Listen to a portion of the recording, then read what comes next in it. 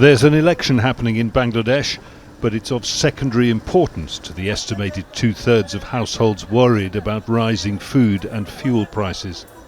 An economy booming just a few years ago is now stagnant. High inflation, caused in part by the war in Ukraine, means even the middle class is struggling.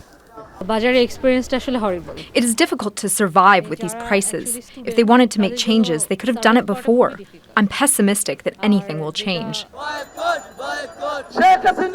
The election itself will make little difference. A boycott by the opposition, who say the vote will be rigged, all but guarantees the governing party a fourth consecutive term. They are not democratic.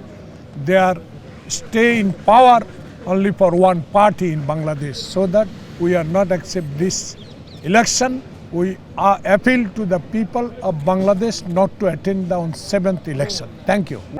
Politics in Bangladesh has for decades been dominated by rival dynasties led by Prime Minister Sheikh Hasina and former Prime Minister Khaleda Zia. Zia is under house arrest on corruption charges she says are politically motivated, and her supporters have been jailed in their thousands after violent protests that began last October. It's not often you see opposition party supporters gathered openly like this, and they won't be allowed to for long. This is an election in name, certainly, but there's only one political view that matters here, and it isn't theirs.